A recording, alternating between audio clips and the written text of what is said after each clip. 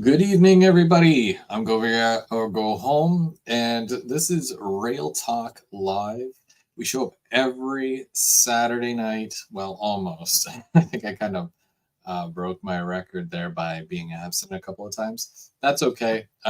Still in the process of moving locations, like homes.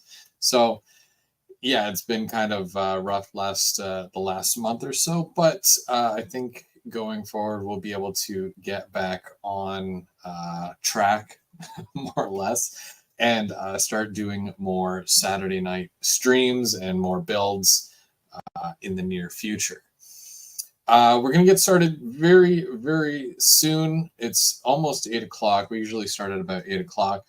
But I do want to say hi to everybody in the chat who took the time to show up nice and early. Who gets the cookie tonight? Brian, Mr. Brian Ferguson, how's it going? M&M Rails and Mike H.O. Trains. How's it going, guys? Dundas Junction, Model Railroad, James. He just put out a new layout update very recently. Go check that out. Ronald, how's it going, Ronald?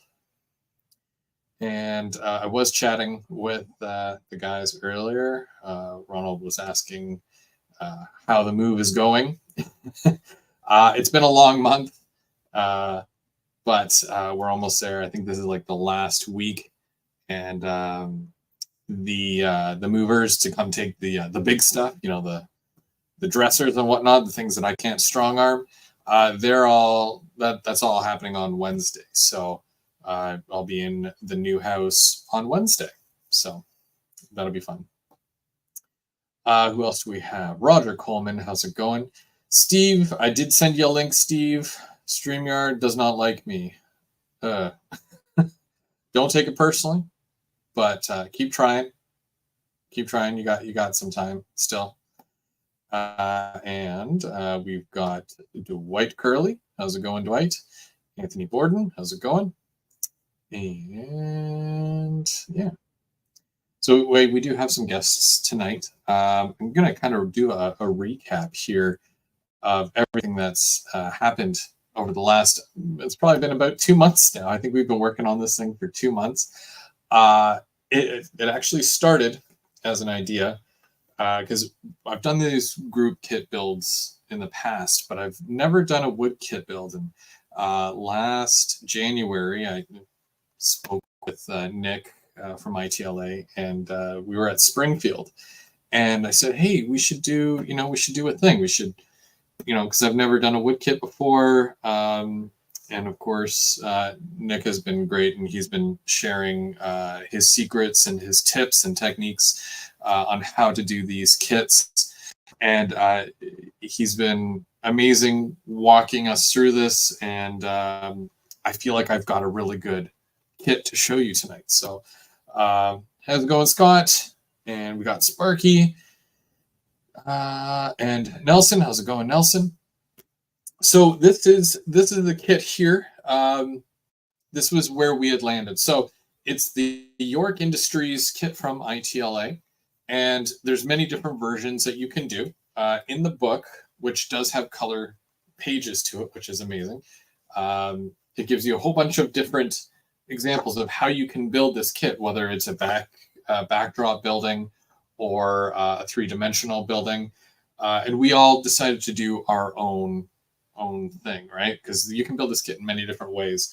So tonight you're going to see a couple of different variations of this one kit. It's been amazing building this thing. So that's yeah. Also, you're going to see a couple of different products as well that are offered through ITLA, and you can get them, of course, all at itlascalemodels.com. On these kits, you're going to see the loading dock, and this is a 3D build, and you basically put it inside your loading dock, and it just adds to the scene, which is really cool. And there's also been a series of extra added kits, like these ventilation ducts right? You can add them horizontally, vertically, wrapped around. It gives your model that much of a better, more realistic look. And you're going to see a lot of this stuff tonight. So that being said, let's bring up Nick, because he's the ITLA guy. Yeah, it's me, the ITLA guy. How are you doing? I'm doing well, Chris. Thanks very much again for hosting and having me. No problem. Thank you for helping us through this thing. I don't think I could have done it without your help and your guidance. And I really appreciate you taking the time to, obviously be here. You've joined us for several shows as well. And of course, you're like our support, our dial of support. We can, reach out to you, and you've been there to walk us through this thing. So thank you. Thank you so much for being that guy. It's been fun. And you're doing a heck of a job too. I'm very impressed with what you've been able to do. Excellent. I surprised myself, and I think the kit does most of the work for me. I can't take full credit here because the kit it does it. Yeah, I don't know. I don't think I could have done this with a plastic kit. So yeah. Okay, good. I look forward to hearing your impressions and Steve as well. I know that Bernard couldn't make it, and Sparky yours as well. Be interesting to hear your guys' perspective. Everybody, we've all built plastic kits, and wood as a medium is a little bit different, and I've really learned to appreciate it and enjoy it. And it sounds like, Chris, you might have as well. So I'm really looking forward to hearing your thoughts on it. Well, much like many other things in the hobby, like building a helix and, doing wiring and whatnot, some of it sounds really scary. And to me, building a wood kit is right up there on that list. But I feel like I've conquered that. I feel like I've, went face first, right into this thing. And, I gave it all I could. And, I'm pretty happy with the results. So good stuff. It's not impossible. Yeah. It's not impossible. You just, as you said, Chris, you got to try. And you know what? We all make mistakes, and they're recoverable. So learn from them and move on. So, yeah. It's true. And, one of the things that I try to do here on the channel, I try to inspire, teach, and motivate. These are things that I find help a lot of people, and I'm going to continue to do that because I find that with other people that do watch, maybe they've been in a similar situation, and doing this and showing, look, it really isn't as tough as what I thought it was. That might be the motivation, the push to get somebody else to try. And you never know what you're capable of until you do. So very true. Well said. But you did mention Sparky, and I do have a Sparky for you. So here you go. Oh, that's one way to get introduced. It's all about the segues. It's all. Oh. How's it going? It's going pretty good, thanks. You guys are looking good. Yeah. So yeah. How did you go with your kit? You got your kit with you? Oh, we got the kit, and I went with a standalone building. And I wanted to keep going with it, but then I got looking at it, and it was like, sometimes less is more. So I just kind of stopped where I was. I was going to put an outside chimney on the back and everything else. And I thought, you know what? I'm just going to leave it the way it is with the brick details that we did with the toothpick. All right. Some of the weathering and stuff on it. So, yeah. Looks good, Sparky. Way to go. Thank you. Are you going to get some signs on it or anything on the walls like that? I'm thinking about making up my own signs. I'm just not sure what I want to label it yet. So, okay. Yep. I know there's a few Sparky's fireworks out there on a couple other layouts. So, see if I can find some of those and get them printed and stuck on there, I think. So, good idea. Now, I'm not sure where Steve is. I think he said that he was having some issues with his StreamYard. So we'll give him a bit and see if he joins us. But we can get started. And we'll go through it. So as far as the process, when we go back to the very beginning and we talk about the process of building the kit from start to finish. We had it where it was just a flat, laser cut, great smelling package kit, and doing the spray painting on it. Sparky, did you spray or do the undercoat on yours? Yeah, I spray painted mine, and the way you're talking is like this is how they come in the kit form. Mm-hmm. So it's all one flat kit. Yeah. So we had a few different variations as well of how we were building this. Where did you land? Well, obviously you did the 3D structure there, but how did you land on that specifically? What I kind of wanted was a standalone building with, and you guys can see this way, I can put a boxcar right up in beside it, so the tracks will go right to the door. Very little gap in between that. So just on the end of a siding type thing or a little industry spur type thing. And looks good. And I also like that you use the, we were talking about the loading dock. You got the loading dock in there as well. Do you want me to, I can zoom in there as well. Yeah. There we go. It's a nice added detail that you can get. And it's a really simple kit too. Like I think what was there, the 3 walls, some skids, some boxes and stuff like that you put on there. So yeah, exactly. But it really adds a 3-dimensional touch to an open door, right? So yeah, kind of like an action scene for your layout. I like the touch of green that you've got going around there too, because you'll see some buildings that it's all one color and then there's just like a random colored stripe going through it. And then you'll see that throughout many different buildings. So it's really nice that you added that feature there to it too. Very good. Yeah. And Sparky, if you need it too, there's a nice little concrete dock that we sell, a little short dock that would go beautifully on the outside of that if you wanted to give yourself a little more space and even opportunity to detail the surface of that dock.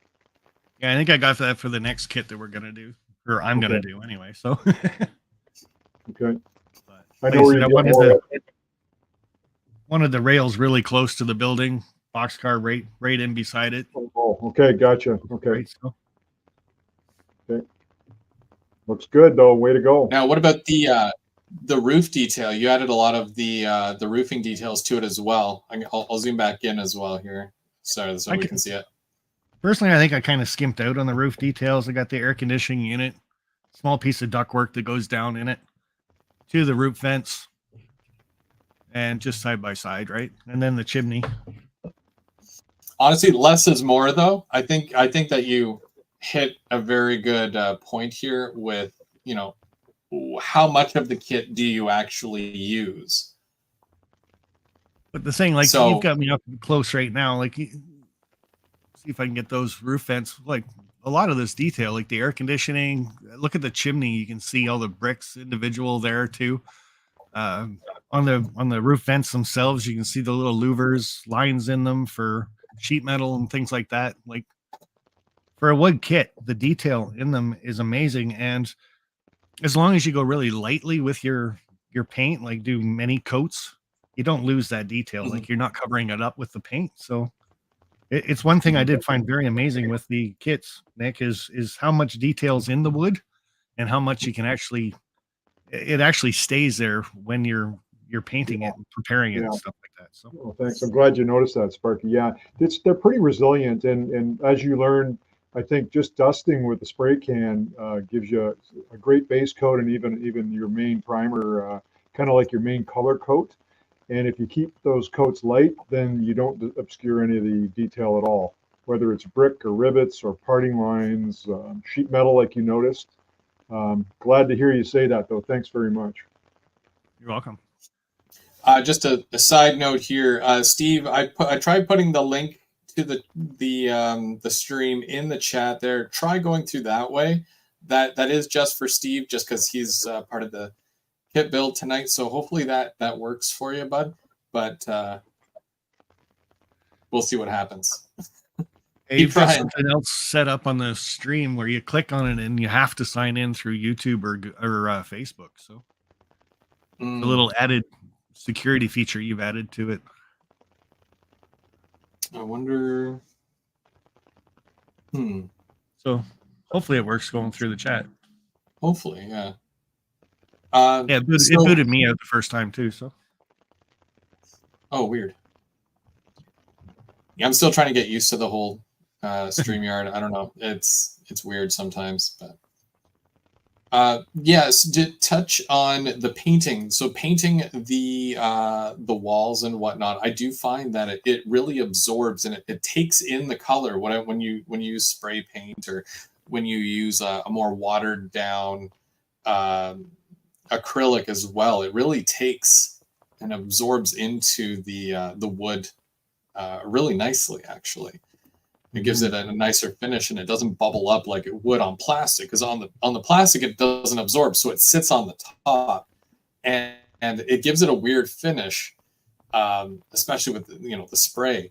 So, and sometimes you'll see it, like if you spray too much, it runs. You don't get that at all with these wood kits. You don't see it at all. Yep. So, very cool. That's good. No, very good point. Yep. And that's exactly one of the features that to continue with your point though, Chris, that's one of the features and the benefits of modeling in this material, because that paint absorption, slight absorption, it's not like you're soaking it in a pail of paint, but a slight absorption on the surface is what I believe gives you more of that matte finish, that depth of color penetration that looks more realistic than sitting up on a surface. So it seems Absolutely. to work well for us. Yeah. I can kind of show mine here. I'll have to put this down, but if I have to get closer, I'll just take it off the. Yeah, you know what? It might be easier to do that. There we go. Okay. So you can kind of look at it like this, I guess. I know the lighting is probably not that good. Oh, looks great. Yep. Nice job. So I took your advice on a bunch of, on most of it, because I didn't know what I was doing anyway. So with the posters, I sanded down the back, and I didn't realize you could do that to make it as thin as you can without actually like ripping it or anything, right? Right. Put some white glue, and it holds really, really well, and it adhered to the wood perfectly. Nice. Way easier than I thought it would be. Yeah. That's great to see. I also, after everything was done and sprayed and whatnot, I did come back with, I can show you the stuff here, just so people can reference it. So I used some of this here. It's easy fill concrete, but it's like a spackle, not the pre-mixed stuff. It's just the powder. Okay. Yeah, and you just take a bit on your finger, and you do that right onto the brick, and it almost gives it that worn look, and it fills in just between the bricks as well. But yeah, but it worked out really nice. I even added lights. There's not a lot of light, but there's a couple, and I didn't put my window glazings on yet, but that's all right. And then because I do want to add this to my future layout, I put it on a piece of masonite, which you can see that I did my whole cork thing here, where I took cork, put plaster on it, and made it cracked and whatnot. I don't know if I can tilt it or not, but I didn't glue the track down, and I didn't go beyond the track because I don't know what is going to be, how the layout's going to go. Yeah, exactly. It looks great, though. I like what you did with the, you got those stray electrical wires kind of strung up along the front of the building. That's a cool detail. Yes. I had some leftover Woodland Scenics because I got the lamppost stuff. So there is the electrical box that comes up, and then I ran the wire over to this side, and then I've got a pole here. I don't know if you can see the pole. And that's kind of where the wire ends, but I've got a bunch of slack that I can connect to the other street power lines. Yeah, that's eventually. excellent. Yeah, well done. Nice touch. And Bernard's not here, but he would be very happy to know that I used some of his little chemical containers, and there is a dolly in there. You can't really see it because of the you got a IBC container. Yep. Yeah. Chris, can you go full screen on yours? Yeah. I think you can or no? Yeah, there you go. Okay. Okay, nice. Good choice of colors. So you can kind of see the dolly in there. And yep. I love the skids. The skids are, it's the smallest thing and it's so silly, but I love it. They look great. And they're so realistic looking. Well, nothing better than a real wood skid, right?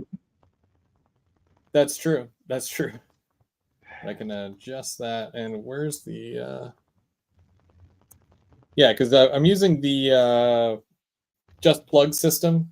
So, I got lights throughout here, and then all the hubs are tucked in behind. Can't really see them. And then, of course, I've got some roof detail, but I didn't have a lot of roof space to do too much. Right. I mean, down here, yes, for sure, but I didn't want to crowd it or anything as well, kind of like what Sparky said as well, so... Yep, looks good. Yeah, nice job on your colors too. I think you selected a good combination there. I liked the signage because I want to do something like based off of the Greater Toronto area, and North York. Obviously, North York is near Toronto, so I just kind of ran with it. And of course, you got obviously the chemical containers, and that's right, and that's exactly where the name came from. Yeah. Oh, it did. Oh, okay. Yeah, So then that worked. It was a Toronto-based name. Yeah. Yeah, my wife's from Toronto. I got a couple of there. Yeah. Now I do want to add levels, like on the inside, and then independent lighting for each kind of room there, but. Other than that, I think that it kind of, I ran with it. Excellent job. So let me ask you a question, and Sparky as well. This is more of maybe a little bit of a poll question. So glazing for the windows, do you guys believe that the glazing in this kind of structure should be left clear and shiny, or should it be frosted up and made to look a little dirty? Curious to hear your thoughts. You go ahead. Yeah, I'd probably say leave it clear and shiny, and then if you want to frost it up, like it's nothing to take a marker to it before you install it, right? So, right, yeah. I definitely agree. I could go either way with that because it depends on the building, right? If the building calls for it, if you're trying to do prototypical and it needs to be frosted, absolutely. Most industrial buildings, they don't want you to see inside anyways. And don't they use, or they used to use old wine bottles or whatever, the glass from it to make window panes. So you'd have a bit of a green window anyways. So you can do stuff like that. Clear windows are good as well though. Oh, we got, I'm going to add one more. If you take the Corolla markers, the washable type stuff, or just past the washable, I guess. Yeah. But I found it tints the plastic really well. So. And I think the other thing with the discussion, I think you want to leave the windows clear, because if it is a new building, when you're putting it in as new, the windows are mostly going to be clear, right? So this way it gives the modeler the ability to make the building older if they want it. Or newer, whichever. Yeah, I'm just curious to hear your thoughts. Yeah, that's good. Appreciate it. Steve, did you want to show your? I'm glad. By the way, thank you for joining. I know that StreamYard was being a pain, but I'm glad you made it in here. So Yep. So thanks for joining. Oh, and he's gone. I didn't kick him, I swear. But that would have been fun if I did. I think he went to turn his camera around and then he might have canceled out of it. I can hear him right now too. Oh, there he is. He's back. He's back. I had to flip the camera around and it didn't like that. So I'm gonna have to do it the way I didn't want to do it. So fun. Okay. We'll go full screen so we can see your masterpiece here. So here we go. Okay. Let's see if I was able to get that. Okay. So let me put my phone down for a second. So I went with, I think, the largest possible way that you could make it as a background building and went around the corner with it. That's excellent. So you're definitely covering a lot of area with that. Yeah. So you gotta understand, I can't quite see where I'm looking at right now. So you're doing great. You're doing great. So I came up, have the sidewall here. It kind of goes all the way up. This is a Pacific Northwest building, so there's a lot of rain. I like the green. The touches of green in there. Yeah, well, there's a lot of that out here. Okay. Yep. And then so I've got it all the way down onto the rest of it. I use the landing dock. I like that. Nice. And, Yep. Yep, and the bay. Mm-hmm. Okay. That looks good. So that all came in, and then I have a little surprise. So let me hold on a second. Yeah, you guys just got the fast turn of the camera. So Okay.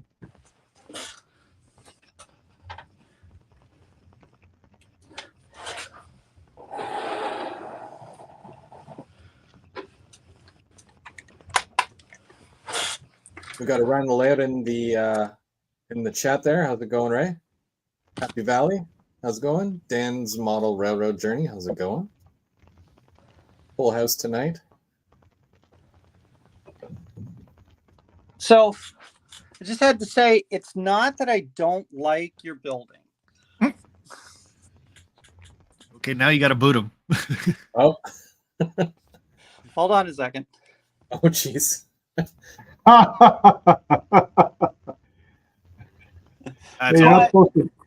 It had a problem. It's having a problem right now. Wow, yeah. So cool. So I didn't quite get to finish everything that I wanted to, but as you can see, I don't know whether Bernard likes you or not, but I got one of his 3D printed trash cans, and Steve, tilt it up a bit. Tilt it up a little bit. There you go. Oh, you know what? I love that because you can even see the light coming through the bottom of the door. Yeah, I was looking at that too, and it's like, wow, that's awesome. Yeah, that's so cool. You're gonna need some of those vehicles from. Oh, what's that company that makes the with all the flashing lights and all that?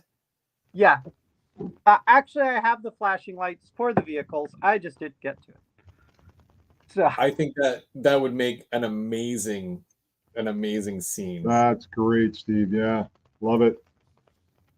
I mean, now looking at this, I may have to go in and block off some certain rooms so that there's only, but then there's got to be lots of fire and smoke coming off of it. But I really like the building. It's just that it's kind of, I don't have a need for it on what will be my bigger layout, but I figured this would be really great. It's a big warehouse. I mean, I don't know if you guys saw, but it's even got it coming in through the loading dock there. Yeah. So, oh yeah. Wow, that's great. But some little light blocks and things like that, and I think this will look really, really kind of cool. You know, I've been watching some people where you can actually sort of get the cotton such that it will bring some of the light out with it, which is kind of like what we did here in Bernard's little trash can. So Yeah, nice job. that's kind of what I'm looking at. That's why I sort of didn't do too much details on the roof and all that, because it'll just kind of make it neat. So Yeah, looks like the roof collapsed already anyway. yeah. Well, I just put on a simple little roof, which is kind of nice. Now, what made you land on that? Where you said, you know what, let's just set it on fire? So one of my big things is I collect a lot of fire trucks and fire vehicles and all that kind of stuff. So if you have that, you got to do something with them, right? That's true. That's true. So I also have, about 150 firemen East Coast or something circuits. like that, and they got to do something instead of just sit around and do nothing. So, but I was just trying to look. I got one of those water out vapor. Sorry, guys. I was just saying, I've got one of those water vapor things that kind of makes it look like smoke. You just add water, turn it on. That'd be really cool in behind it too, because it's just a water vapor that would come out then. Yeah, that'd be kind of cool. Yeah, so there's a few things I got to look at to see how I want to do it. Yeah, I think that would be really cool. And you said you don't want to put that on your layout? Well, it's it'll probably wind up going on the layout somewhere. Yeah. But I kind of have all my industries that I know that I'm going to get, so this could probably just be something near the railroad or something like that, just nice and lit up off to the side as a scene. So I'm going to highlight Todd's comment here because it's very accurate, and he says it's so cool that you'd never figure these three structures all came from the same kit. And when I told you guys near the beginning of this whole thing, you're going to see not all the same kit. Everyone's is going to be the same kit, but they're all going to be so different. And that's what this kit offers. And while most of your ITLA kits are like this, right, where you can kind of do your own thing. Yep. And, yeah. It's the goal. Well done, guys. It's great to see. The only two things I've got two things that I'd like to say.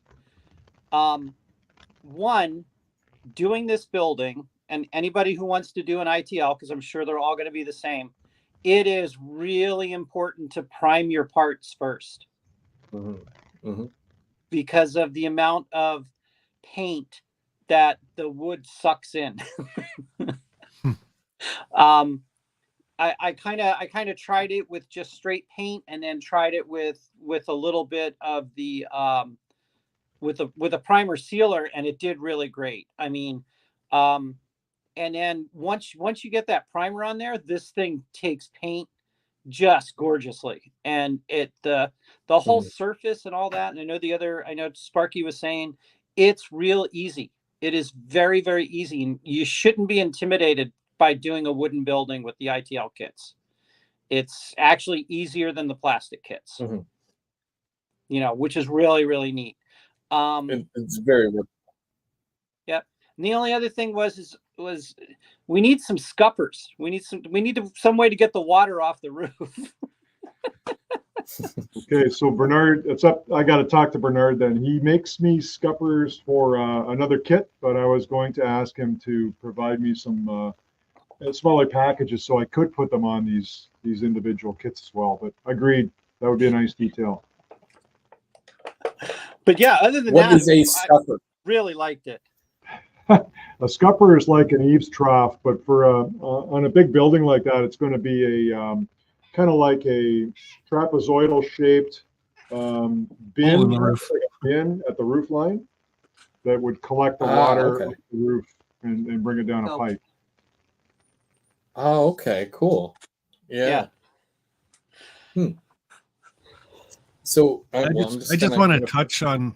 Sorry, Chris, but I want to touch on the part of what Steve was saying about it being intimidating with these kits and stuff like that. Like you can see how small the railings are, and there's little ladders that come with it, or some of the skids and stuff. The windows are very fine and delicate, but they're so easy. They're so well printed out with the laser cutter that as long as you just wiggle them back and forth, especially like the stair railings and stuff, you just wiggle those back and forth, be very gentle with them, take your time, and they're not going to break. They'll come out. Like if you really force them, they're going to break, but just take your time and all the fine details and everything come out in one piece, and they fit great. And like it says in the book, if it doesn't fit, like the windows and stuff like that, just give it a small bit of sanding. And I found on Amazon some of these little sanding blocks. This one's 600 grit, but I've got 1200 grit, 800 grit.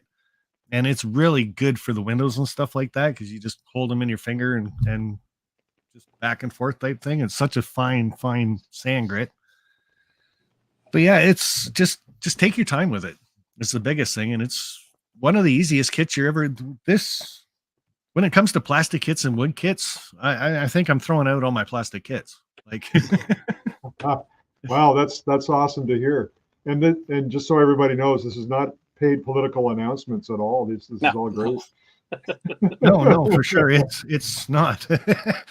Just really well put together, detailed kits, and like I said, the laser cutting that you do is so well on the fine detail parts that you don't have to fight with them. Like I know a couple other companies, you have to take the X-Acto knife and really kind of nick at a few things to get things out. And like I said, wiggle these back and forth a few times and they will come out. You might have to do some sanding for a couple little nubs and stuff like that. But if you don't do that on a Walters kit, it ain't going together either. So come on. and a nice sharp knife too, that helps. You just get in there with a nice new sharp blade. Let's talk about the windows for a minute. So that Sparky, do you have a set of windows laying around that aren't cut off the thing yet? Since you got a kit, or we've got some end scale ones, but I don't know if that's gonna. Well, so what I wanted to let everybody know is so anybody who has done a DPM kit or some of the other kits, the cool thing about these windows is you can paint them while they're on these wooden blocks. Exactly. Right? You can, and then you can put them in. So your windows, the wood part of your windows are already all painted, and they literally drop in. I mean, this is probably the easiest window build that I ever did, between using the bricks that go on the outside of it, and then just laying the window in with like 1 or 2 drops of glue, and you've got great looking windows, and they're easy to put in, and it makes the building so much better than trying to do the stupid painting in the DPM kits that you never get right, it seems like. So really like the window stuff. I found that my windows, they went on really easy as well. And when your building is laid down flat and you put your windows in from the front, they line up perfectly with the backside. So as long as you put it on a flat surface, you push it in. I didn't even need glue. I glued it, but I didn't need glue to get everything staying. So you can kind of look at it and say, okay, that looks right. That's how I want it to be. Perfect. Let's move on to the next step. You know, it's not, I got to glue this in just to see, or you're trying to look at it and it's all falling apart on you. You don't have that issue at all with these kits. Everything is snug, so it fits and it works. So I'm sure it has a lot to do with the laser and how everything is cut and whatnot. But I try not to overthink it. It's just good. It's fun. but thanks, I appreciate it. But you know what? I do spend a lot of time on that whole part fit issue, because I'm trying to actually create a light friction fit because of exactly what you said, Chris. I Yep. kind of want the parts to get in place by themselves and almost stay in place without too much adhesive.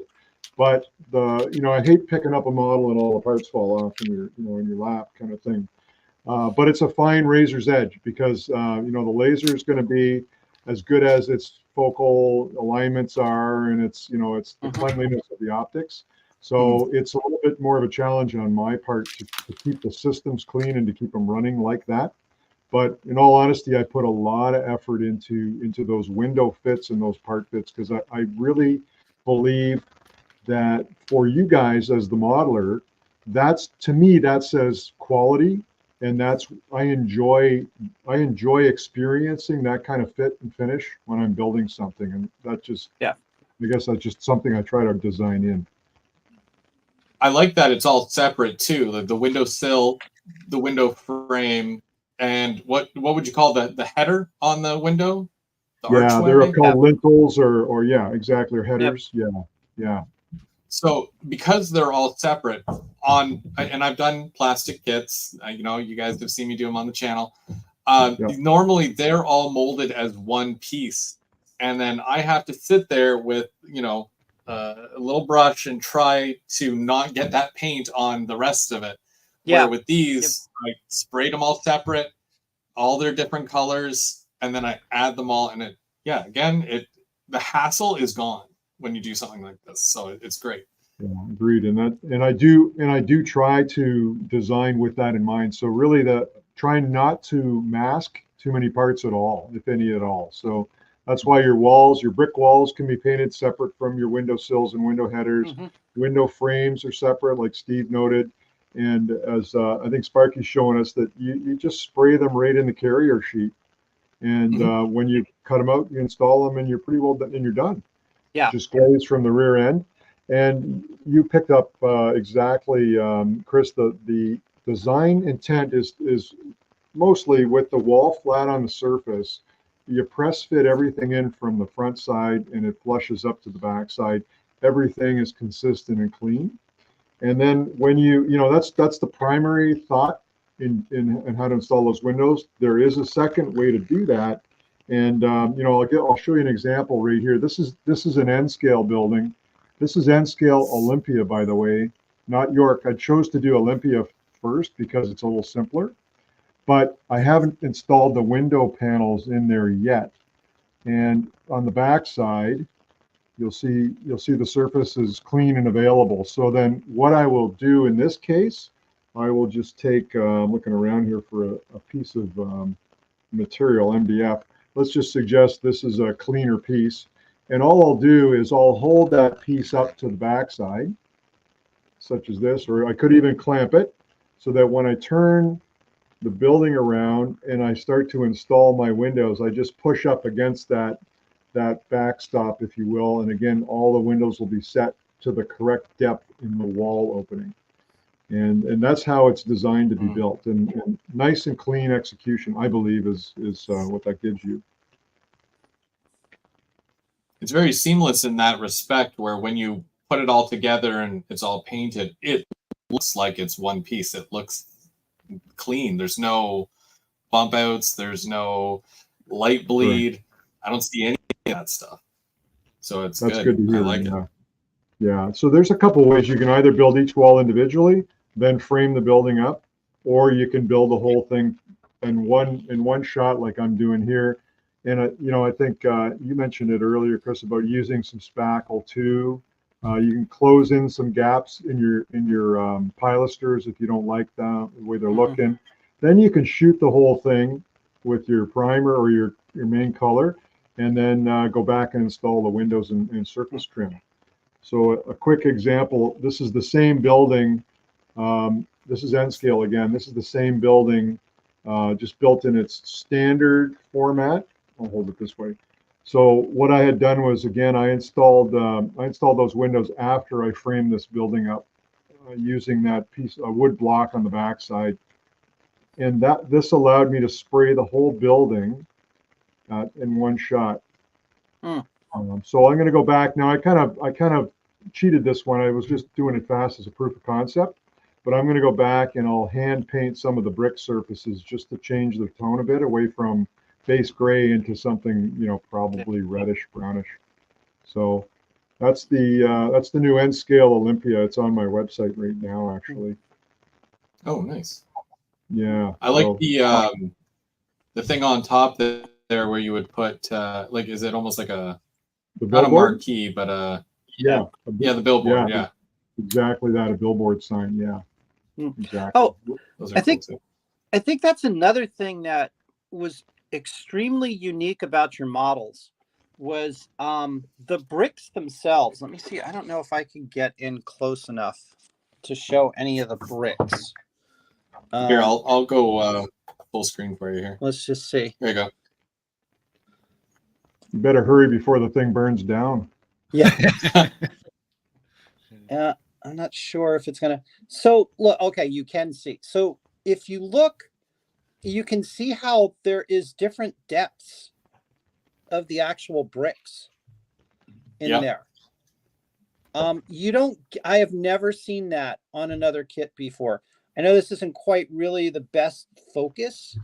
Yeah. But and so the whole thing about doing different colored bricks, I found that it was just easy to find the ones that were either sticking out too far or sticking in too far. And then I could just hit it with a pen real quick or a pencil. So giving that variation in the bricks like you were talking about. So even that can be really easy when you try to go do it because of how the building is set up and how everything just works the way that it did. Yep, thanks, Steve. That's right. It's just a bit of a technique that I've been using to try to generate some spalling brick or weathered brick. And it gives you a little bit more than just a unique tech. It's not like one solid surface. You get a little bit of variation. Yep. Yeah, and Bernard was freaked out about. You were also saying that you could go in with a knife. Yeah. And kind of like pick away at the brick a little bit as well and create those effects as well, which is really neat too. Yes, exactly that. So there's lots you can do with this material, and sorry, you were saying. The fun part. Sorry. You were saying Bernard. Something about Bernard. I was there. So Steve. Bernard was not happy that some of the flat areas had fallen off and was bricked, and the brick was exposed. So in the cement areas where the brick was exposed, Bernard was like, "Why would you do that? What would you put that there for?" And we told Bernard, we said, "You could just spackle over it." Exactly right. You got it. That's right. Just cover it over if you don't like it. That's right. Because I could have gone and done a plain concrete wall, but hey, I guess everybody can do a plain concrete wall. So this way I gave you a little bit of laser engraving feature. And if you don't like it, you're exactly right, Steve. You just cover it up with some compound and it's done. So Nick, I got a little bit of a question for you. It's a big question. Trackside Mike really wants that new kit. Yeah, the kit he had in Springfield. Oh, yeah. The Tri-State. Yeah, that's honestly, Mike, I'm really, really proud of that kit. And it's a fantastic kit. And I think you should have one as well. But don't wait for Springfield. Yeah. So a question I got for you, Nick. Yes, sir. I got this kit here. Yep. Then I turned around, I got this kit here. Can I do this kit and this kit kind of together? Like, do the walls intermix with each other, or are they all cut the same?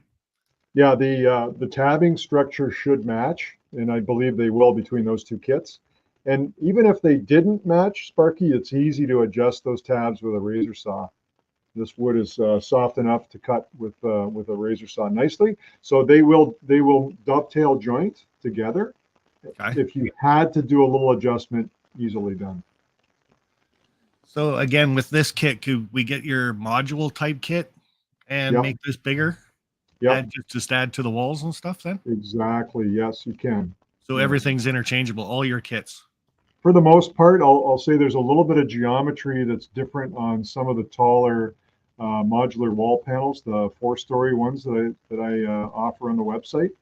That geometry is going to be a little different because those panels are designed to be able to to cut and stack. So to go, 5-story, 6-story, 7-story, that drove a different tabbing structure. So they won't line up with like the York kits. But again, you can modify the tabs if you really wanted to, and easily done. Actually, Dan's model railroad journey asked if people made skyscrapers out of your modular walls, and if so, how high did they go? Well, you know what? That's too bad. I can't see it from where I'm sitting right now. The sky, I'll say the sky is the limit, but I built a structure with my panels at basically 48 inches tall, as on a wood, but I used a plywood core to build that, and it's almost like laying tiles on a wall on a sheetrock. So I was able to stack these up. If you go to my website, off my homepage, and follow my story about Rod Stewart and what I built for him, you'll see pictures of me putting that structure together. And that was a total scratch build, but 48 inches tall by basically 48 inches wide. Big structure. That's I think it was massive. 28 stories. Yeah, it was huge. It was about 90 pounds when it was done. Oh wow! And had to air freight it over to England. That's crazy. Yeah. Let me tell you, many sleepless nights trying to get that done. But I mean, having fun doing it though, right? Yeah. Yeah, fun in an anxious kind of a way. Like you got to you kind of step off the curb and commit to them. Yeah, I'll build this thing for you, and then you kind of second guess yourself when you're starting to do it, going, oh my God, why did I take this thing on? And then you hope that. Then the biggest concern I had was, is he going to be happy with it? Does it meet his standards? Kind of thing. So will it survive the flight in the belly of an aircraft? Yeah. And luckily it did. Oh, perfect. Yeah. So, hey Sparky, apparently next time Trackside Mike's over to your house, you need to frisk him on the way out. I read that. I was just going to ignore it. That way they thought I didn't see it. Well, James is encouraging him, so he'll have a hard time getting that kit out anyway, because it's all in pieces, right? And like I have actually started that part. This one I'm doing because we talked about layers and everything else while we were doing this build. I'm starting with the gray, and then there's a couple I've sanded back down to the brown, and then I'm gonna clear coat that. And then I'm gonna do a real light brown over top of that, so it's almost like the grays behind the brown.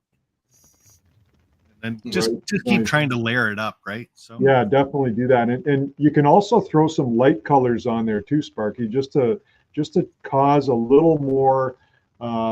What's the word I'm looking for? Like lime. You know how concrete sometimes will expel some lime. Yeah. Some whitish lime. So if you just kind of lightly sponge on a little bit of not pure white though, I would use something called an antique white or an off white. And just lightly, with a good size, like a decent wash with water, just kind of sponge a little bit, and you'll probably like what you see. You're going to get a different depth effect. So it's going to add a bit of contrast to it anyway. So yes, exactly. Contrast colors to it. Yep, I'd recommend it. And then if you don't like it, worst case, you spray paint it again and start over. And that is another thing that I liked about the kit too. Like there was a couple spots on here I didn't like, and it was like, okay, just go over it, do it again, not a big deal. I'm looking at the comments, and Anthony, I hear you. I hear you. I just don't know. I don't know. I might do that. I might put out some panels for the purpose of scratch building more so than creating a full-blown structure. I've been toying with that idea a little bit. He's asking for skyscrapers, and honestly, it's hard.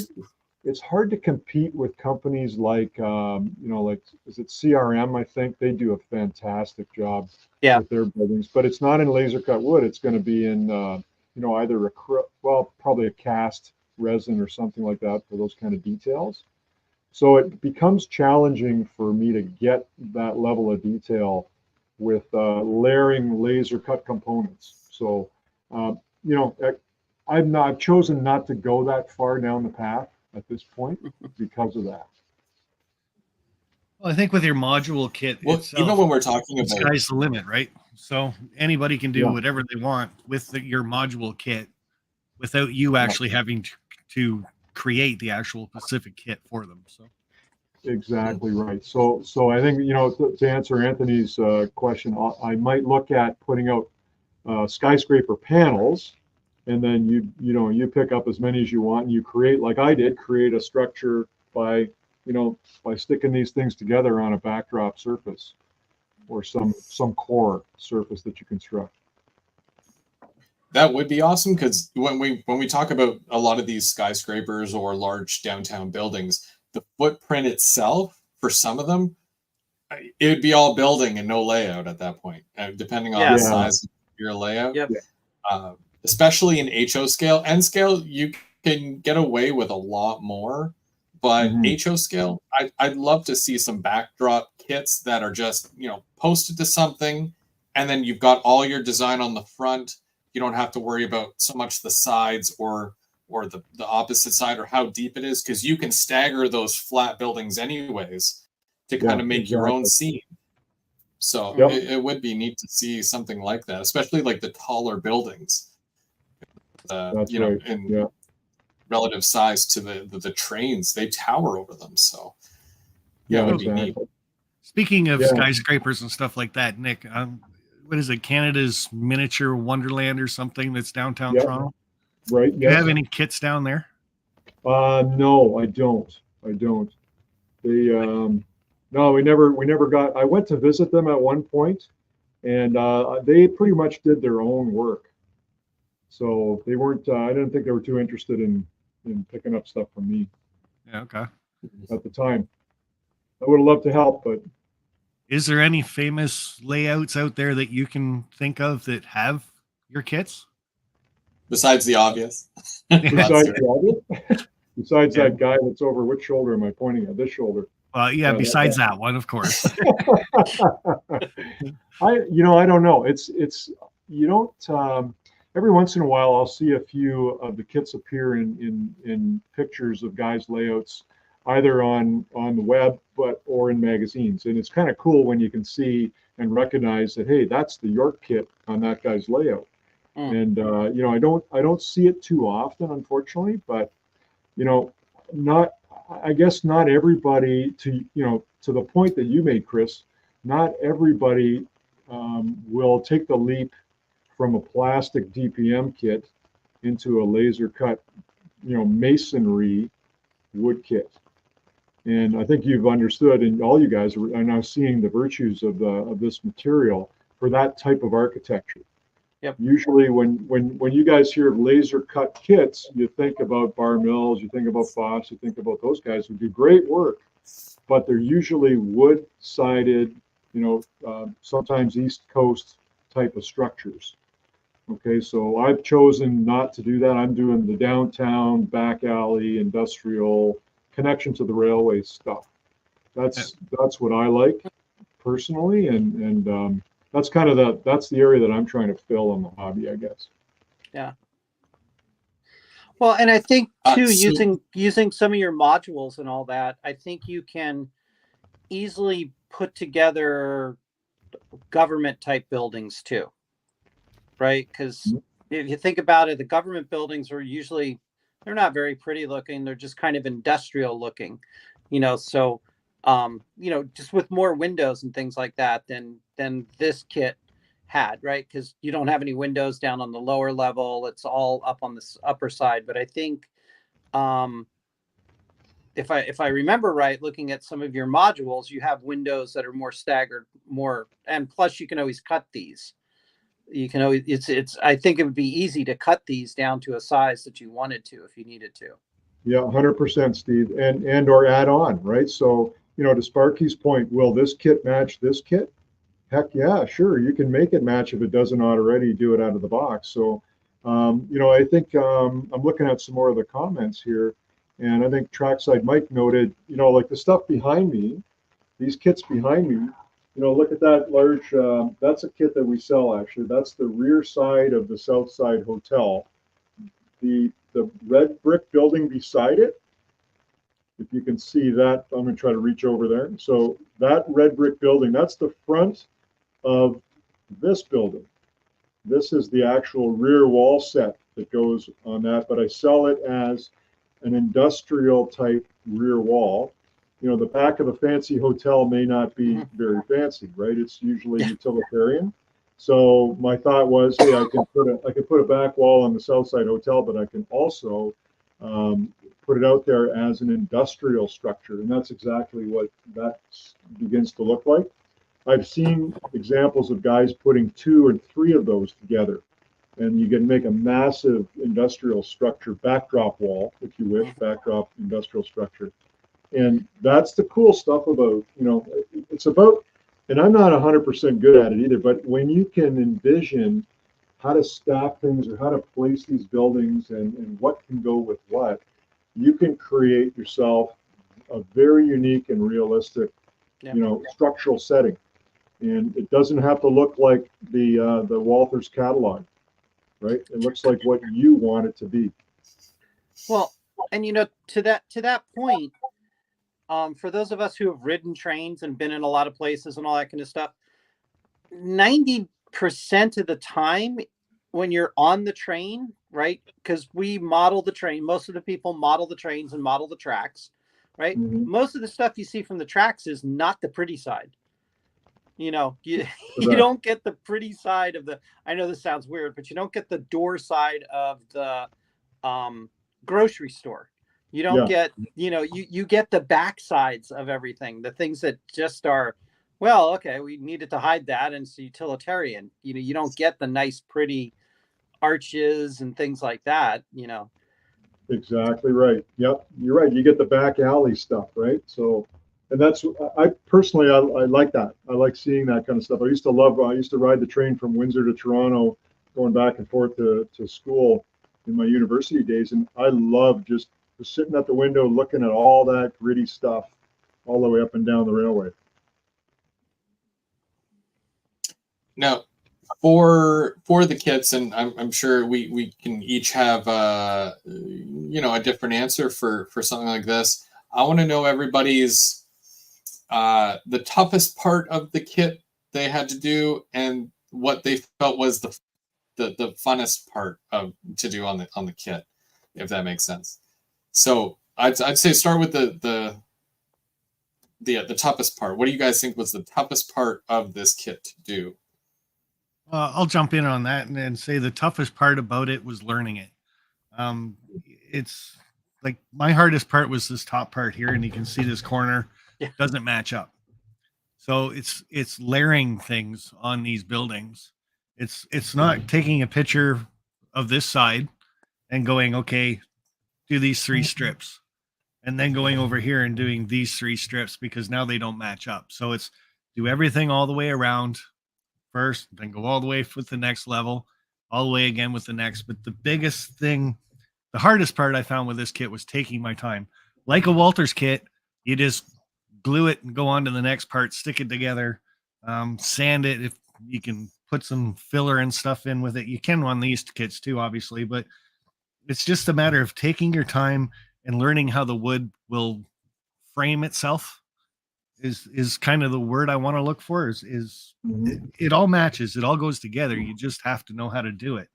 So this was a good learning experience for myself that way. The funnest part about it was actually painting it, because it goes together and you paint it just so easily like this, and then trying to picture it as you're building, has it sitting here flat, and then doing all the marks, the weathering, the contrast, as Nick was trying to explain earlier with the sponge and stuff like that. You got to open your mind to see the 3D image of what you're trying to produce to get to that. As a Walters kit, there's no flexibility. That picture on that kit is what you're going to get. So use your imagination with the kit is all I can really say with the ITLA kits. The stuff that he puts in the booklet, there's 10 different ways to do it. And as we ended up modeling it, Chris and Steve ended up with 2 different ways. And I think Bernard's wasn't even on there either. So, and That's I true. took one right from the book. So there's Yep. so many ways to do it. Just use your imagination and go with it. So Well said. Thanks, Sparky. Another great paid political announcement. I love it. Just to touch on that as well, the top part. What do you call that top part around the edge The of cornice. the cornice? Cornice, yeah. So I've tried doing kit batches and whatnot with plastic kits, and when your model has a cornice, because they come pre-molded, and you've got your corners and whatnot, it is ridiculously hard with a plastic kit to extend it, make it longer, and make it look like it's one long piece and whatnot. But with this, the wood kit, you could make it go for days. I like how you have to, and you layer it yourself. And yeah, so I just wanted to point that out. It's awesome. It's much better than the plastic. Yeah. But Steve, you're up. Yep. So yeah, I'd have to say the same thing. I think the most difficult part of this kit, besides deciding what color to paint it, was the cornice. That was probably the toughest portion of it. Once I kind of figured out how to do the cornice, I mean, the good thing was I've done a lot of scratch building with plastic where I've had to build up the plastic. So once Chris said, "Oh, you just keep building it up," I went, oh, "Okay, I got it now." But then it was the top, putting the top on the cornice. I wasn't sure. Do I butt up the ends? Do I hit 45s to make those corners where the corners were at? Especially since I have 1, 2, 3, 4, 5 corners. So that the cornice probably proved to be the most challenging of this. And then I got to agree with Sparky about the painting. I didn't know when to stop. I think Chris might have had that same problem. Bernard just didn't know what color he wanted to paint. So we know that it's real easy to sand this stuff and take the paint back down to the original, because we watched Bernard do it 3 times on the live stream. True enough. but it was so easy to paint it, even the bricks, because they're such easy detail to get into. It was the first time that I was able to do mortising pretty well. And then even after doing all the layering, it just wanted to keep taking stuff. I mean, like you guys said, you saw the green that was in mine and all that. I was just really surprised. It was just like, what else you want to throw at me? So I was really, really happy with how easy the paints were to put on and to get whatever color you want on the building. Well said, Steve. That's awesome. And that to your point, there's a variety of different ways to color it. And we talked about spray cans, we talked about acrylic paints, but one of the other things you can do too, after you've got your base colors in place, any of the chalks or any of the pan pastels and stuff like that. Yep. Oh man, does it ever work good on this material? So you've got that whole next step too, right, Steve? So you could go even further than the acrylic paints, even with your your green washes for algae and all that cool stuff. You can go further with rust and textured type surfaces. So like you could go on and on forever. Yeah, I actually used the pan pastels for the mortars, because I just got it in there and just kept rubbing it on in, and it stayed, which was nice. Exactly right. So nice stuff. And to go back to the point you made, you were talking about what I call capping for the roof. So that's the top of the wall above the cornice. So I'll tell you what I've done. I honestly have, and it's hard to see it, I have just done in butt joints, squared edges. Instead of trying to miter, forget trying to miter 45 degrees. Just do a square butt joint. No, honestly, nobody's really going to notice. You see how you probably get a good look at it there. Yeah. Honestly, that's how I've designed these things. Don't even bother trying to 45 them. So, my opinion, my humble opinion. That's why I feel like an ass for doing it in such a weird shape, because it's not 45 degrees. I don't even know what what angle this is on right now. It's just it's there. It's I don't know. Yeah. Okay, you're the exception, Chris. I have to be. Well, at that didn't you point. run out of wood, But Chris? yeah, it's like I wanted to use all of it without overdoing it, and Yeah. like because I had the the extra ducking, the roof ducking, which I think came with it, and then there was a bunch of other little pieces for the roof, but I didn't want to use all of it because it would be such a small area that it would be in. So I went with the basic ducking that continued down the wall. I did add the other smokestack and the bigger exhaust or smokestack there as well. And I know that Sparky said that it wasn't conventional for the piping to go horizontal this day and age, right? You said something about that, Sparky? What does Sparky know? Don't listen to him. It's your kid. You do what you want. But He's an Well, but the electrician, thing not an is that it A+R looks- guy. What does he know about ventilation? actually, I am licensed in HVAC too. So But that's not what See, he does. that's See? just- So come on, think about that now. I did it's not actually so much send the guys a fun couple as pictures, so. aesthetic, right? I like Yeah. the idea of it coming out of the wall and then wrapping around the corner and it goes to right because Yes. I don't know. I just like Love the it. look Love of it there, but I to love it. Like the- answer a couple of questions. I like the There was a accessories couple of- that came in the kits too. That there were so many Yeah. accessories that were in the kit. Good.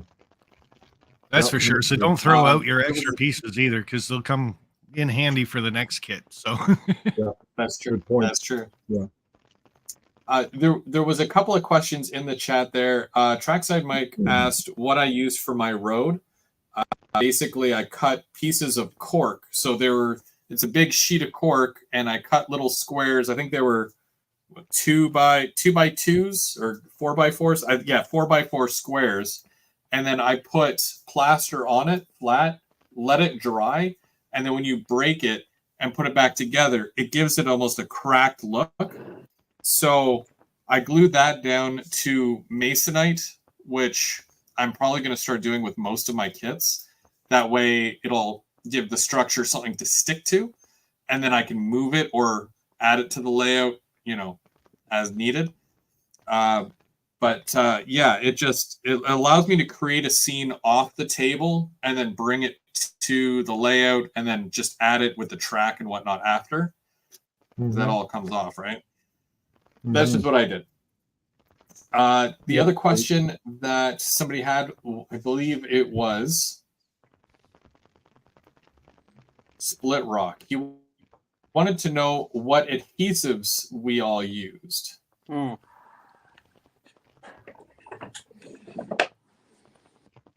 What glue did everybody use? To be honest, I used the Insecure, and it worked really well. But you have a one-shot deal. You have to connect it, and it works. Oh, right. Okay. So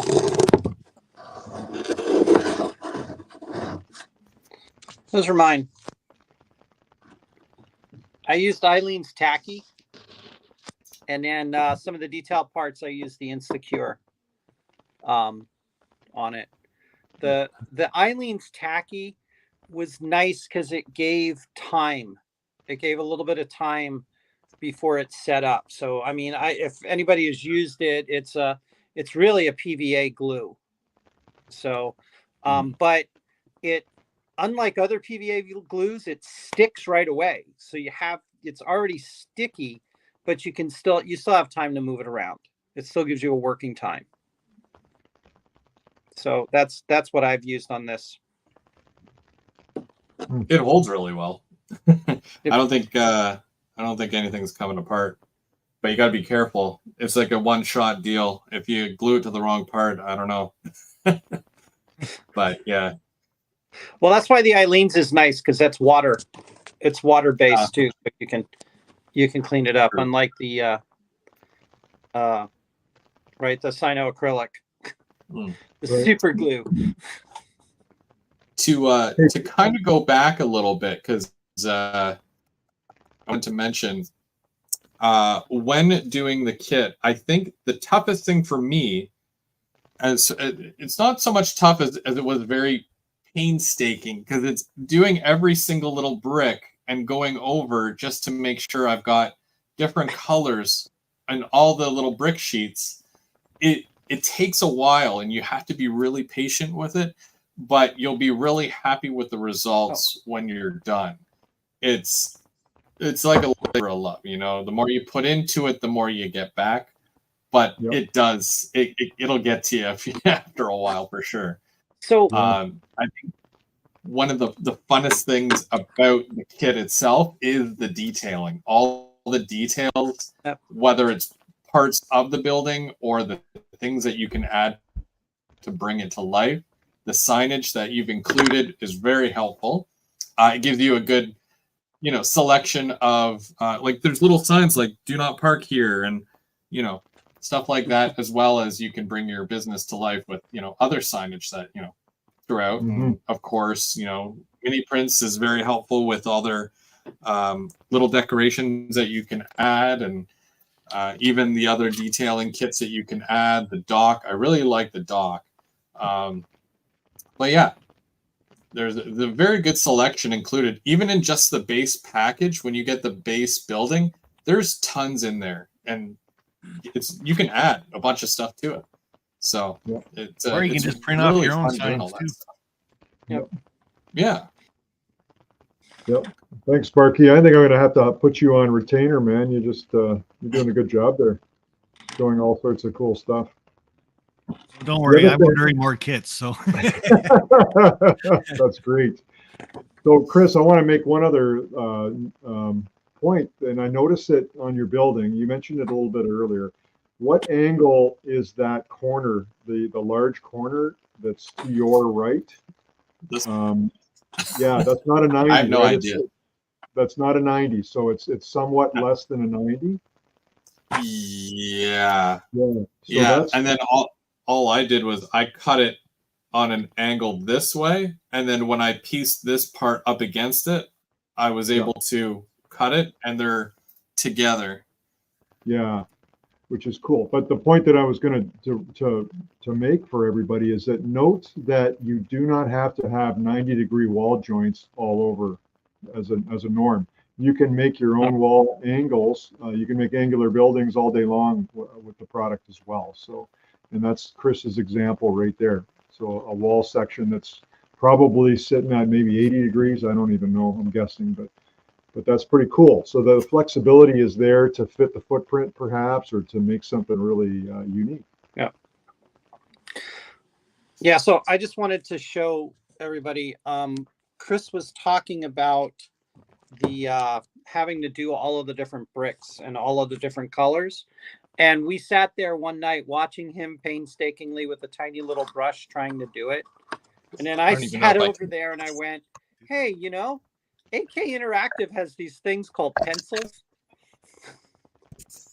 And then there's a company called Prisma Colors, which also has these pencils that really, really make it easy to just go and hit a brick at a time. And you just keep sharpening them rather than trying to do it with the paintbrush.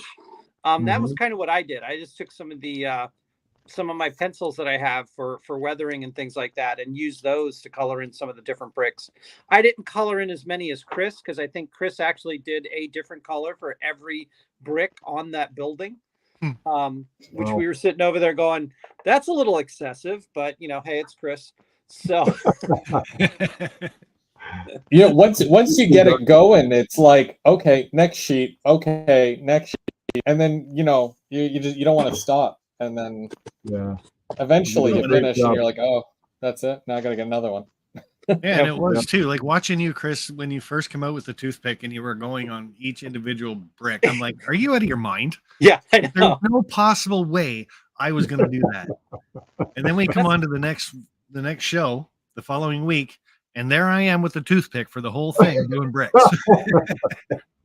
See, and that's why I used a pencil. I just improved the process. I went, why use that when you got a pencil? For sure. But the detail that comes out with that kind of work that you can put into it, it's not even work, like Rick said, or like Chris says, you go and you start it, and it just kind of flows into the next panel. And all of a sudden you're like, oh, I'm done this panel already too. Let's get on to the next one. And Yep. it's such a random thing. That was the hard part about doing the bricks that way, was trying to keep them random, not putting a pattern into it. So Good point. Yeah, very good point. So Even the other way, for, just an FYI, the lazy way to do that also is to use a sponge.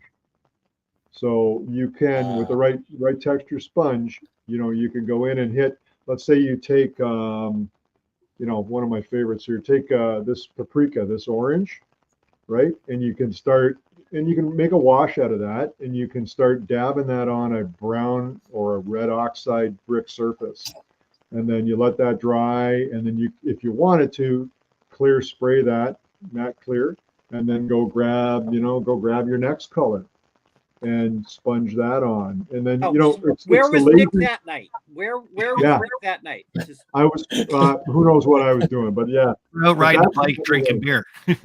Well, I didn't want to say that, but yeah, I might have been. But that's my lazy man's approach, because the work that you guys did though with toothpick and the pencils, it's excellent, and I encourage it, because that's the best way to really draw out that differentiation in brick tones.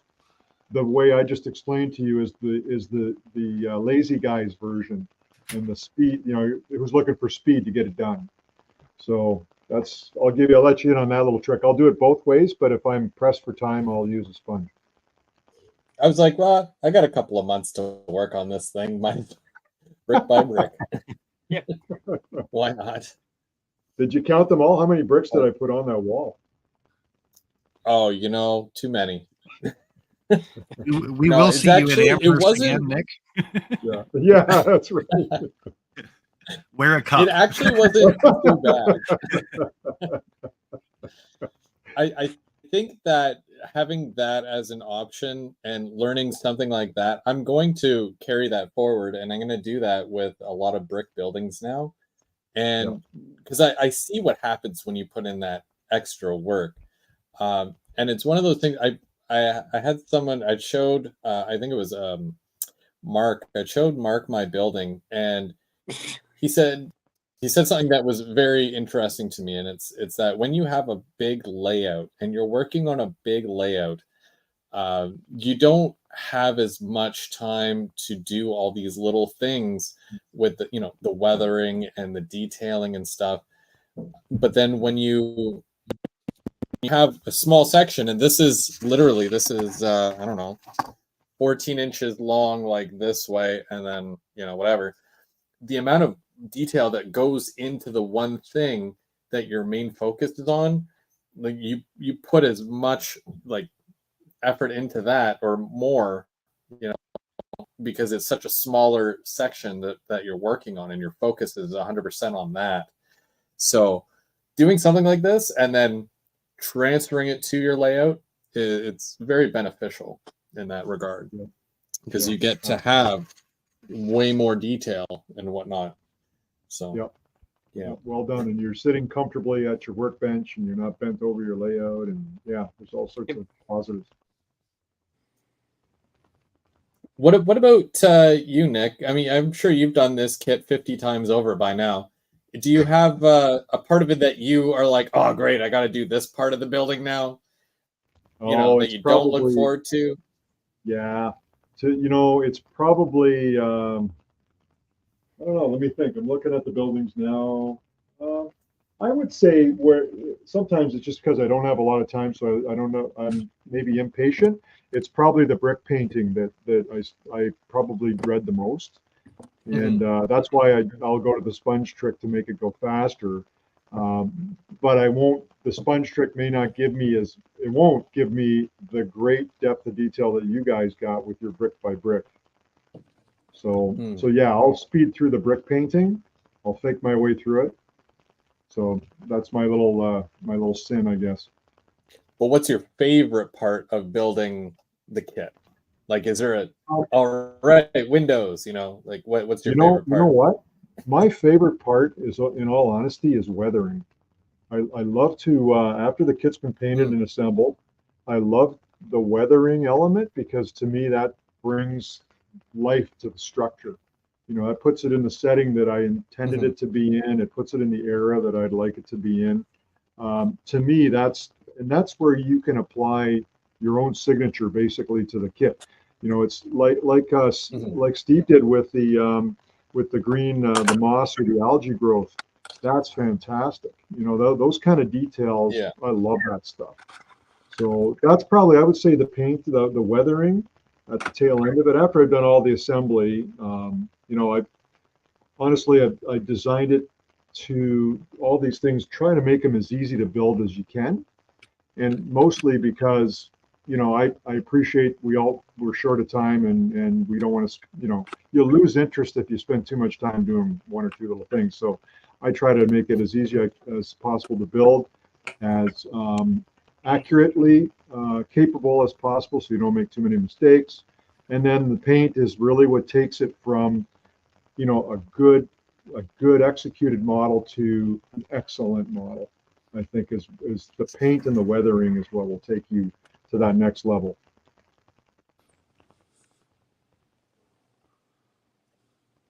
Yeah, no, that's awesome. Yeah, because the amount of detail, like I said before, you know, the more time that you put into something, it comes back, and you can really see like that labor of love that goes into something like that. And I mean, I can't stop looking at Steve's building here with it being on fire and whatnot. That's great. I can see him just having fun with it, just, you know, pulling up all the trucks there, and then I was waiting for him to make the fire truck sounds and sirens. Play a little scene for us for the rest of the show. Its own little sound system. Yeah. I want to highlight one of the things that Bernard said.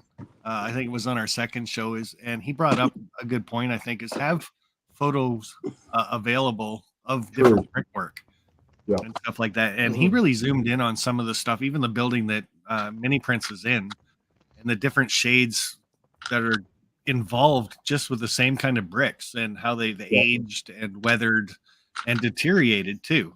That's right. So it's you don't have to have a picture of the building that you're doing, but a basic concept of the coloring that you want, the age, and go from there with the weathering and stuff like that. It's nice to have something to base what you're doing on. Yeah, very well. Good point. Very, very good point. If you went to my website and you had a look at some of the how-to articles, you will find one that's titled something like "How to Paint and Weather Our Brick." And that's exactly right. So I reference a real brick wall photograph, and I'm encouraging the modeler to go look at that picture for a minute, stare at it for a minute, and you'll be surprised how many colors you can pick out of that little picture. You know, you'll see the oranges, the browns, the reds, you know, all the grays, all these different tones. They're in there, but you just don't really realize it until you spend a moment and you have a bit of a look. So yeah, good point, Sparky. That's, you know, you should have a bit of a proto photo, and that proto photo is really going to cause your structure to not only to satisfy what you like in a masonry structure, but also the setting that you intend to put it in on your layout. Well, I can't even begin to tell you how thrilled I am with the participation in this group build. And you know, Sparky, you did an amazing job. Steve, you know, you definitely outdone yourself. And you know, I really appreciate Nick, you being there, and being the support and helping us through these. Because honestly, like you know, I was very worried. I was very, very worried about doing a wood kit, but I feel like I can, you know, do another. Yes, you can. Yeah, you guys can, all of you. And I'm happy. You know, warms my heart, to be honest, to see what you guys have been able to do. And again, the beauty that they're all different, and that's fantastic. So my pleasure, Chris. Glad I could help. But anyway, Steve, Sparky, do you have anything else you want to comment on? Questions? Well, I already asked the question of all the kits can be interchangeable and stuff like that, and there's modular kits too. And like you said, with a bit of work or a saw, you can make them all fit anyway. So that's one thing to look at.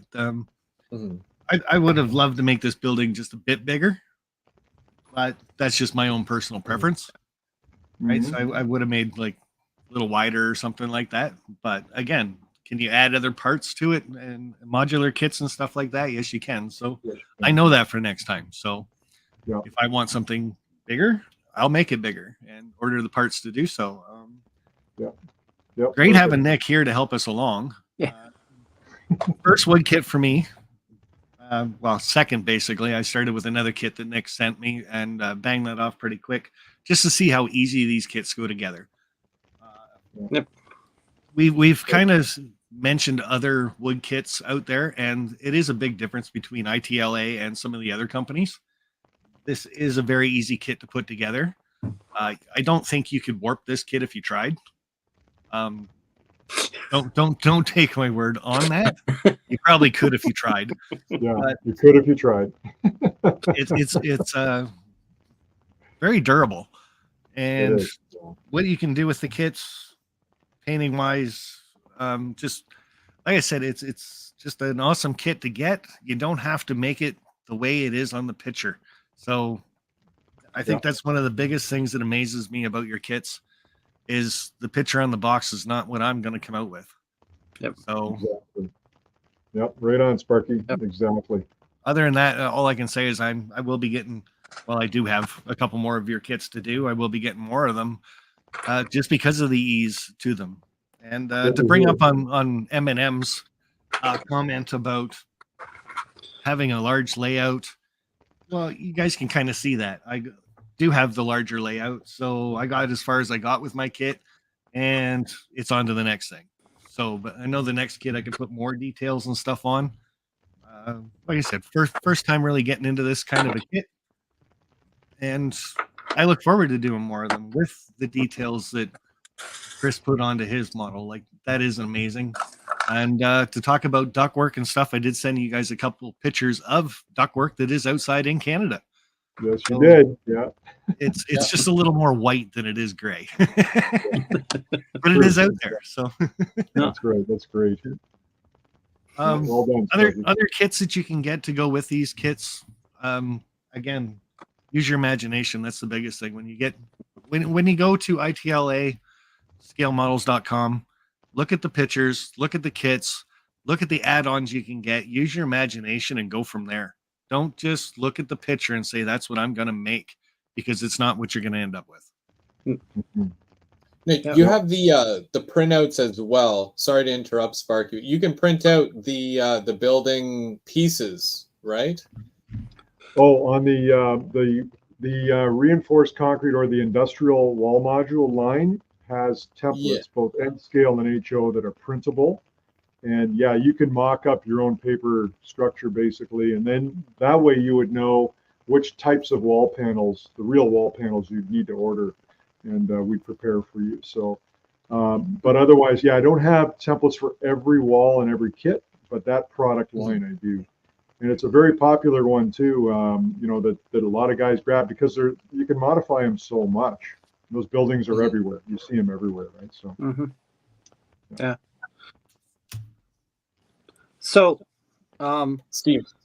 So kind of my finishing. Well, first I'm gonna go with the one request, and I know that it's just it might just be a little bit more programming. It would really be nice to get we've got extras of a lot of things except for the handrails. It would be kind of nice to have just a couple of extra handrails, because those things, my cat got to one of them and it's kind of broken. So that's one of my critiques, I think. But I just wanted to share a few things with the people who are watching, because I think Sparky's talked really well about the different kit and all that. The first thing I want to talk about is this. Let's see if it comes up. Right. This is the test block that you get with all of the kits. So the good thing is if you guys are afraid about painting or what things are going to look like and all that, you get this test block and you can see I did lots of things to it. Looked at the gray, looked at the different reds, how was it going to absorb in there at the, even at the whites and things like that. Was able to put a window together to see how that was going to look and all. So you don't have to worry about doing it on your building and then having to, at least on the first steps and all that. So that's something that's really, really unique. I think in Nick's kits, in the ITL kits, is that you get to practice if you need to, which is nice, right? We don't get that very often. The other thing that I wanted to point out that unless the people were watching while we were going through the builds, that the windows that are on the buildings that you guys see on the buildings, every one of those windows had to be punched out. Okay. So we had to make these window openings. But the good thing is where the closeout of the window is, because it came cut with the wall, you can have these windows bricked up. So if you have an older building where they came through and bricked up the windows, you've already got that insert. You don't have to worry about how am I going to do it, what it's going to look like, or something like that. So that's another really good thing that makes it versatile, is by having to push out all of those windows out of the wood. You can leave them in, and you automatically have a bigger flat wall that's brick and concrete or whatever. So that enhances the versatility of the building. So again, even though I chose to go with all the windows, I could have just as easily had a bunch of these windows blocked up and had more wall and all that. And again, then it becomes an even more different building.